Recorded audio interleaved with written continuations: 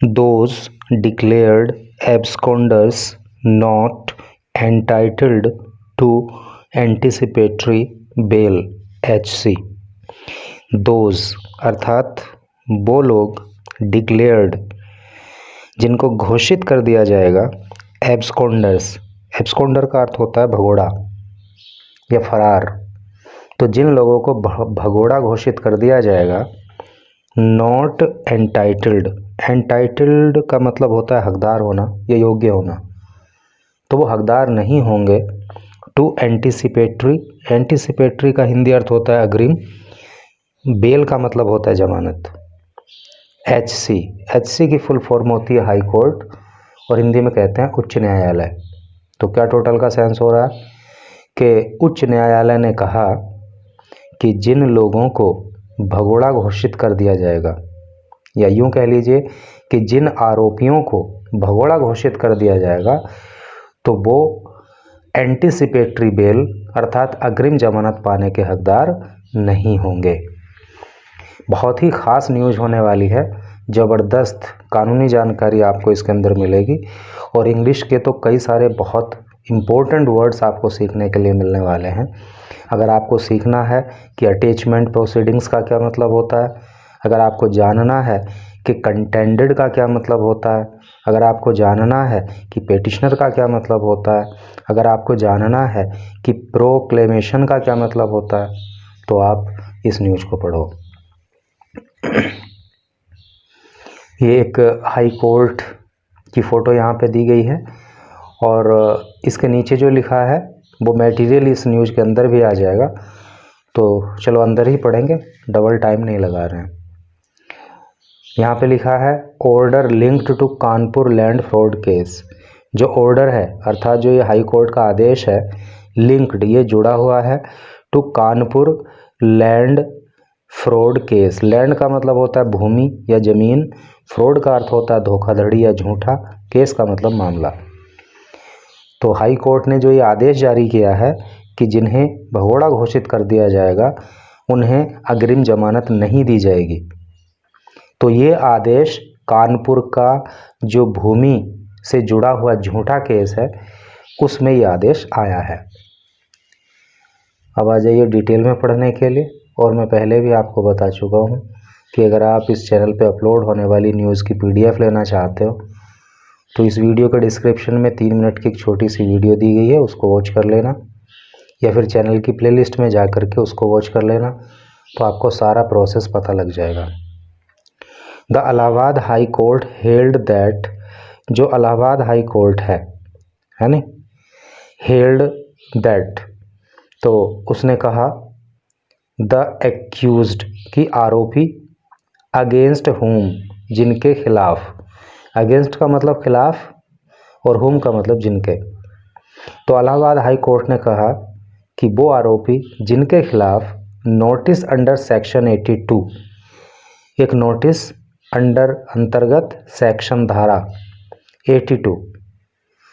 और ये धारा किस लिए होती है, proclamation of person absconding of criminal procedure code यानी कि CRPC। प्रोक्लेमेशन का मतलब होता है घोषणा, ठीक है, और पर्सन एक व्यक्ति की, एब्सकॉन्डिंग जो एब्सकॉन्डिंग है, जो भगोड़ा है, जो फरार है नी, और ये धारा किसकी है, of the criminal procedure code जिसको शॉर्ट में CRPC बोलते हैं। तो कहने का मतलब ये है कि कोई आरोपी जिसके विरुद्ध CRPC की धारा 82 में नोटिस जारी कर दिया गया हो, जो कि धारा कहती है कि ये व्यक्ति भगोड़ा है, तो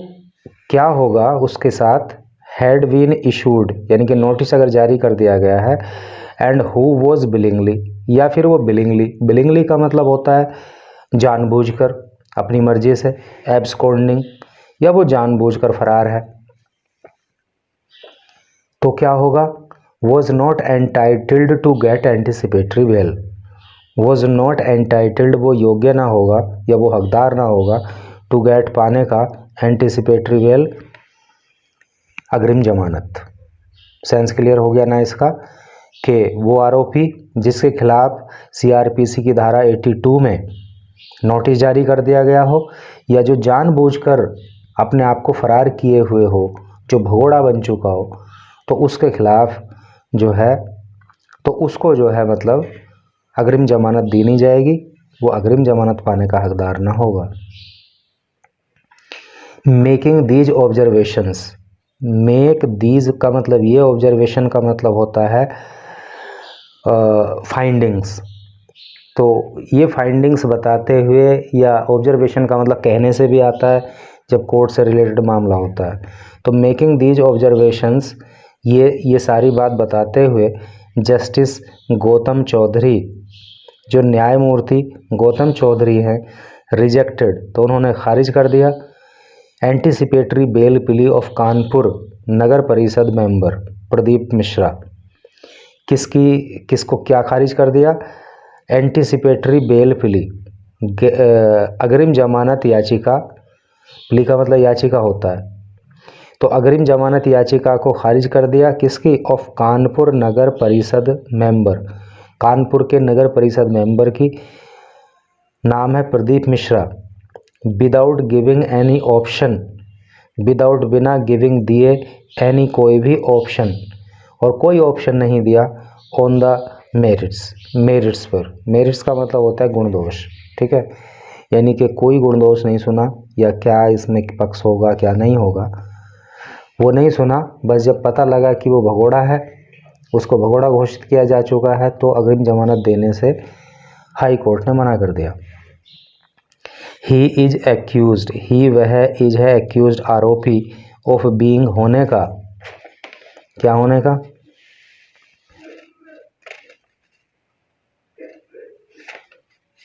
इन्वॉल्व्ड, शामिल,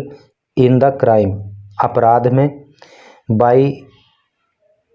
फोर्जिंग, फोर्ज का मतलब होता है फोर्जिंग सिग्नेचर्स, फोर्जिंग सिग्नेचर का मतलब क्या हो गया? फर्जी सिग्नेचर करने का, ऑफ दोज, उन लोगों के, हु रजिस्टर्ड लैंड, जिन्होंने भूमि रजिस्टर कराई थी, on the basis of fake documents, on the basis आधार पर, फेक झूठे या फर्जी डॉक्यूमेंट्स, डॉक्यूमेंट के आधार पर, यानी कि ये जो व्यक्ति है तो इस पे आरोप है कि जिन लोगों ने फर्जी दस्तावेज के आधार पर भूमि नाम करा ली थी, तो उसमें इस व्यक्ति ने भी जो है झूठे सिग्नेचर किए थे, इस चीज़ का आरोप है। एंड वेरीफाइंग रिपोर्ट, एंड और वेरीफाइंग रिपोर्ट, और रिपोर्ट को वेरीफाई किया था ऑफ द लेखपाल, लेखपाल की। The court passed the order, जो कोर्ट है, जो अदालत है, पास्ड द ऑर्डर, उसने ऑर्डर पास किया अर्थात आदेश जारी किया, आफ्टर हियरिंग लॉयर्स, आफ्टर बाद हियरिंग सुनने के लॉयर्स वकीलों को, ऑफ द कंप्लेनेंट, कंप्लेनेंट का मतलब होता है शिकायतकर्ता, शिकायतकर्ता के वकील को, गवर्नमेंट सरकार के वकील को, एंड द पेटिशनर, और याचिकाकर्ता के वकील को। देखो एक केस के अंदर एक तो कंप्लेनेंट होता है जो शिकायत करता है, एक याचिकाकर्ता होता है जिसको पेटिशनर कहते हैं। An FIR was registered, an एक FIR वॉज थी रजिस्टर्ड, दर्ज की गई, तो एक FIR दर्ज कर ली गई, इन कानपुर नगर कोतवाली, कानपुर नगर कोतवाली में, रिगार्डिंग, संबंधित है जो, the sale of a piece of land, sale बिक्री से, ऑफ ए पीस भूमि, पीस ऑफ लैंड का मतलब भूमि का टुकड़ा, यानी कि भूमि का टुकड़ा अर्थात एक ज़मीन से संबंधित बिक्री का जो मामला है, उसमें को ये नगर, कानपुर नगर कोतवाली में FIR दर्ज की गई ऑन फेक डॉक्यूमेंट्स। और ये जो पीस ऑफ लैंड है, इसको कैसे सेल किया गया था? ऑन फेक डॉक्यूमेंट, फर्जी दस्तावेज के आधार पर, फर्जी पेपर के आधार पर। काउंसिल कंटेंडेड, काउंसिल ने कंटेंड किया, काउंसिल का मतलब होता है वकील, अधिवक्ता जिसको कहते हैं। कंटेंडेड, कंटेंड का मतलब होता है तर्क देना, तो वकील ने तर्क दिया, the petitioner had no role, कि जो पेटिशनर है, जो याचिका करता है, हेड रखता है नो रोल, कोई भी रोल नहीं, यानी कि याचिकाकर्ता का कोई रोल नहीं है, कोई उसकी भूमिका नहीं है, इन दिस, इसमें। एंड और वॉज इनोसेंट, और वो इनोसेंट है, वो निर्दोष है। And that he had only verified signatures, and और दैट की ही वह हैड रखता है ओनली केवल वेरीफाइड सिग्नेचर, और उसने केवल वेरीफाइड सिग्नेचर किए हैं, यानी कि सही सिग्नेचर किए हैं, of his cousins,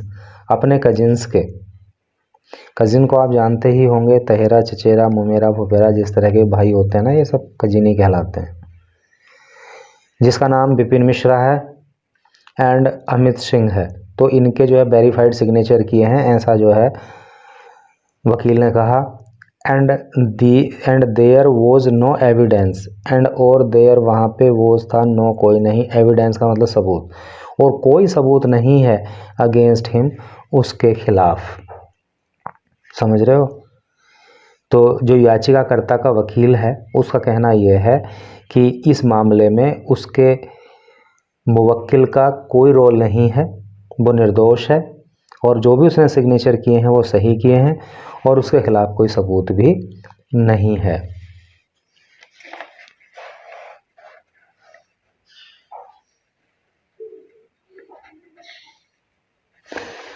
of being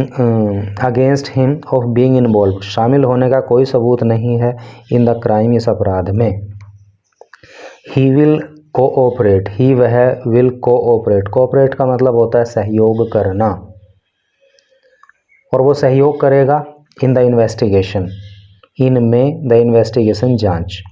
और वो जांच में सहयोग करेगा। और जांच के लिए कई बार एक दूसरा वर्ड भी प्रयोग होता है, प्रोब।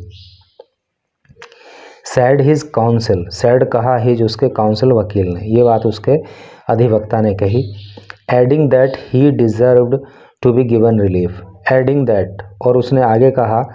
ही डिजर्व्ड, कि वो योग्य है, टू बी गिवन, कि उसको दिया जाए, रिलीफ, आराम, राहत, तो इसलिए जो है उसको राहत दी जाए, अर्थात उसको एंटिसिपेटरी बेल दे दी जाए। The complainant lawyer citing SC decision, जो कंप्लेनेंट का लॉयर है, जो शिकायतकर्ता का लॉयर है, जो वकील है, साइटिंग, साइट का मतलब होता है हवाला देना या जिक्र करना, तो जो कंप्लेनेंट का, शिकायतकर्ता का जो वकील है, उसने हवाला दिया एससी डिसीजन, एक एससी के डिसीजन का। एससी की फुल फॉर्म यहाँ पे शेड्यूल कास्ट से नहीं है, एससी की फुल फॉर्म यहाँ पे है सुप्रीम कोर्ट, तो उच्चतम न्यायालय के एक निर्णय का हवाला शिकायतकर्ता के वकील ने दिया, सैड कहा, और क्या कहा, the petitioner had been absconding, कि जो ये पेटिशनर है, जो ये याचिका करता है, हैड बीन एब्सकॉन्डिंग, ये एब्सकॉन्ड कर रहा था, ये भागा फिर रहा था, ये फरार था, ये भगोड़ा था। एंड और इवन भी अटैचमेंट प्रोसीडिंग्स, देखो अटैचमेंट प्रोसीडिंग्स बड़ा इंपॉर्टेंट वर्ड है, इसका मतलब होता है कुर्की का कार्य, कुर्की की कार्यवाही, यानी किसी क्राइम में अगर किसी का नाम होता है और वो व्यक्ति पुलिस के हाथ नहीं आता है, तो फिर क्या होता है लास्ट में, अभी जैसे सीआरपीसी की सेक्शन 82 में नोटिस जारी हो जाता है, और फिर कुर्की के आदेश भी हो जाते हैं, अर्थात उसका जो है सामान, उसका घर कुर्क कर लिया जाए,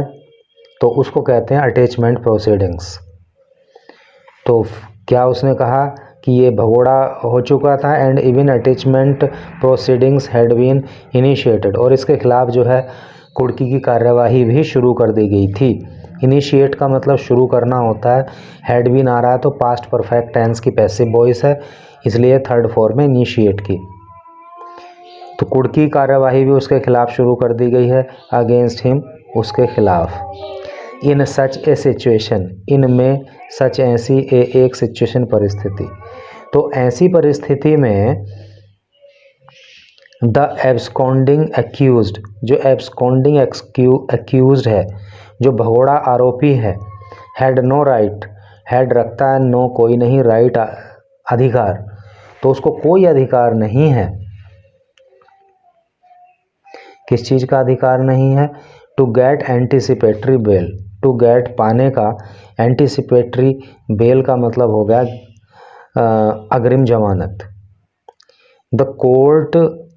after considering the legal aspect, the court, जो कोर्ट है, आफ्टर कंसिडरिंग, कंसिडर करने के बाद, यानी the legal aspect, the court after considering the legal aspect, तो कोर्ट ने कंसिडर किया यानी कि विचार किया किस पर, लीगल एस्पेक्ट पर, कानूनी जो पहलू होता है, लीगल का मतलब कानूनी, एस्पेक्ट का मतलब पहलू,